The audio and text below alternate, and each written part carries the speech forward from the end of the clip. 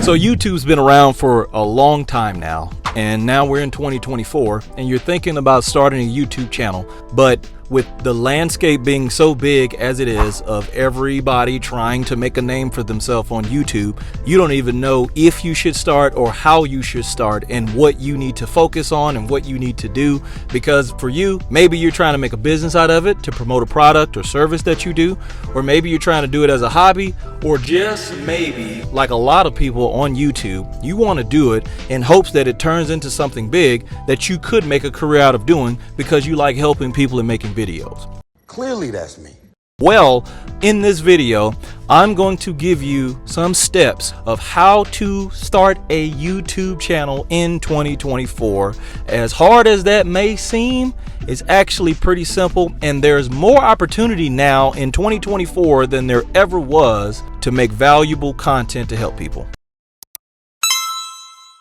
First thing I would tell you to do when you're trying to start a YouTube channel in 2024 is to choose a niche. Find something that you're passionate about. Find something that is very easy for you to talk about, something that you feel like you would be interested in for at least a year. At least a year.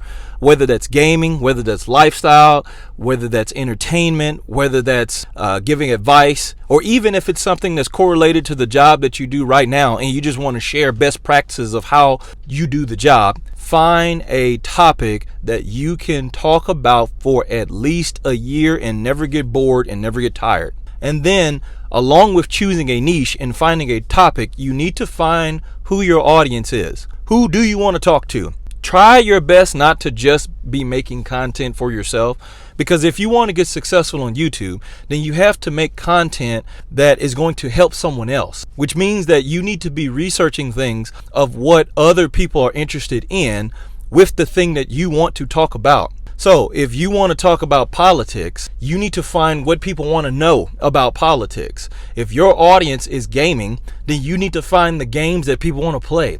If your audience is very specific and very niche, and your audience is vanilla cupcakes, then you need to find out what do the people want to know about vanilla cupcakes. Find your niche and then find your audience and see what it is that they want to know. The next thing that I would advise you to do is to plan your content. Make sure that you're choosing a format that best fits you and your personality. We're talking short form content where you're making shorts. We're talking long form content where you're making 8 to 10 minute videos.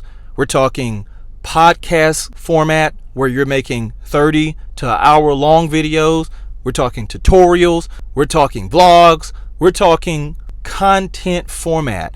Choose a content format that best fits you, and feel free to experiment in all of these content formats. Because when you create a YouTube channel, I want you to remember this very thing. What you're trying to do is you're trying to grab attention from all of these other videos to have someone to find you, click on your video, watch your video, and gain some value. Whether that's entertainment, whether that's education. That's what your main plan is to do.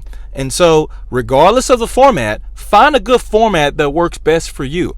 And then also, outside of just choosing a format, make sure that you're planning the actual content that you're going to create. Try not to do too many willy-nilly, oh, I just feel like making a video today. I don't know what it's really going to be about. I don't really have a strategy. I don't really have or know what I want to talk about or who I want to talk to or what I want it to be about, but I just know I want to hit record. That's cool too, to hit record, but try to plan, at least take 5 minutes to plan exactly what you want to say and exactly what your video is about so that your video has purpose. Another thing that you can do when starting a YouTube channel is to begin to invest in some type of equipment. Now, I'm not a big proponent of having 30,000 soft lights and overhead lights and selfie sticks and selfie lights and 40 different microphones and all of these visual effects of Adobe Pro and this and that. I'm not a big proponent of all that because I don't truly think you need to be making movie theater cinematic effects of a video. If you have money to do that, that's cool. That is not a requirement in order to be successful on YouTube, because I want you to, again, remember the whole goal of what you're trying to do is to have someone to click your video, watch it, and get value, whether it be entertainment or education. So do you really need all this equipment? No. Do you need something that would be good? Yes. It does not have to be so expensive for you to invest in like a microphone that I have right here, which is about maybe $10 or so, a good selfie stick, which you can easily find now even on TikTok for maybe about $5 or $6, and just your iPhone or Android. Another crucial piece of starting a YouTube channel I would encourage you to do is to learn some basic editing. You don't have to know how to do so many B-rolls and cut scenes and add all of these different GIFs and all of these different things to your video. All you need to know how to do is to trim some of the fat and some of the clutter from whatever video that you just recorded. This video right now, I'm going to go back and I'm going to be editing to cut out a lot of the silences, cut out a lot of the jargon, cut out a lot of the nuances so that my video can get straight to the meat and potatoes of what I'm trying to say. You need to at least learn that so that your video doesn't just drag. Now, if you're doing a podcast or if you're doing a tutorial, then yeah, no, you don't need so much editing because you want that raw cut experience. And then the same thing goes if you're going to use YouTube Live. You want that raw cut experience. Obviously, there's no editing in YouTube Live, but you need to know at least the basics of how to edit a video, of cutting out silences, cutting out the ums, the oohs, the ahs, the you knows and the you like, and all of these different filler words so that people can get clarity when they watch your video. Next thing I would encourage you to do is when you are making videos, try to optimize your videos for search. YouTube right now is the second largest search engine behind Google, and meaning that when most people go to look up things or they want to know something or they want to watch something and they're searching for something specific, they're usually going to Google and they're typing it in, or they're going to YouTube to go watch a video, aka YouTube University. Not sure if you've ever heard of that term. So if YouTube itself is a search engine that is the most searched in the world, you want to make your content searchable, meaning that when people go to look for that specific thing that you do, that you want to talk about, you want to make sure that your videos are catered to help them in answering those questions. Answer specific questions for people. Create value of searchable content so that when people go to find these things, your video pops up. When your video pops up, make sure that you're delivering in your video so that if they have more questions, they can go search more of your videos. And the last two things that I want to give you if you're really thinking about starting a YouTube channel here in 2024 is that you need to be uploading consistently and you need to continue to improve. Every day you should be thinking about how you can help someone on YouTube to find your content, watch your video, and gain some value. So in order to do so, you need to be grabbing attention.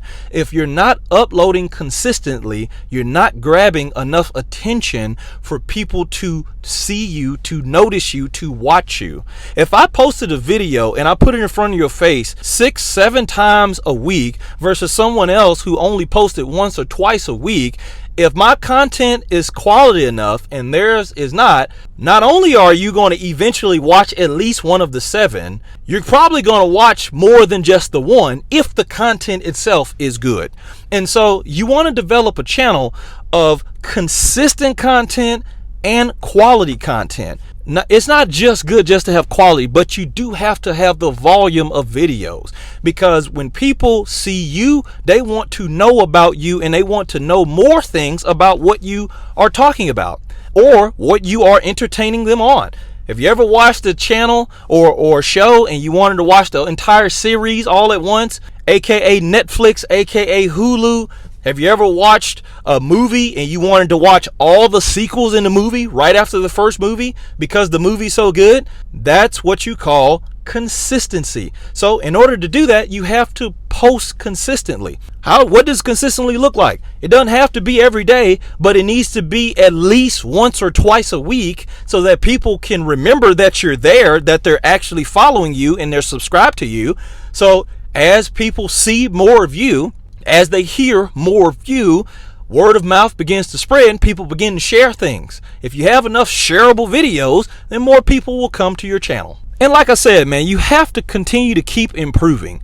As you do this YouTube journey and you're recording and posting, you're going to learn about thumbnails. You're going to learn about a hook. You're going to learn about how to orchestrate your content. You're going to learn about YouTube ideas and how to find ideas. You're going to learn about apps. You're going to learn about editing software. You're going to learn about all of this stuff. The biggest thing for you to do is keep learning. Keep improving. Your first couple videos is probably going to be garbage, but don't let that discourage you from posting. Even if you've posted 100 videos, keep improving, keep changing things, keep learning things, because YouTube itself changes, and there's a whole bunch of different tactics that people are doing now in order to grab attention. Green screens are grabbing attention.